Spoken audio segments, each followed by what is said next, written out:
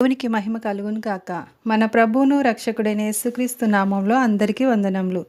ఈరోజు పరిశుద్ధ గ్రంథంలోని వాక్య పఠనము ఇర్మియా 49వ అధ్యాయము 23వ వచనం నుండి 30వ వచనం వరకు. దమస్కును గూర్చిన వాక్కు. హమాతును అర్పాదును దుర్వార్త విని సిగ్గుపడుచున్నవి. అవి పరవశము లాయెను. సముద్రం మీద విచారము కలదు, దానికి నెమ్మది లేదు. దమస్కు బలహీనమాయెను, పారిపోవలనని అది వెనక తీయుచున్నది. వణుకు దానిని పట్టెను. ప్రసవించు స్త్రీని పట్టునట్లు ప్రయాస వేదనలు దానిని పట్టెను. ప్రసిద్ధి గల పట్టణము బొత్తిగా విడవబడెను. నాకు ఆనందమునిచ్చు పట్టణము బొత్తిగా విడవబడెను. ఆమె యవనులు ఆమె వీధులలో కూలుదురు.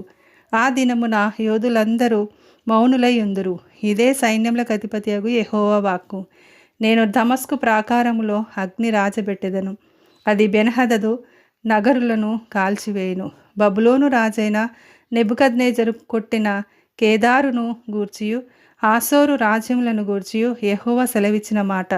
లేచి కేదారునకు వెళ్ళుడి, తూర్పు దేశస్థులను దోచుకొనుడి. వారి గుడారములను గొర్రెల మందలను శత్రువులు కొనిపోవుదురు.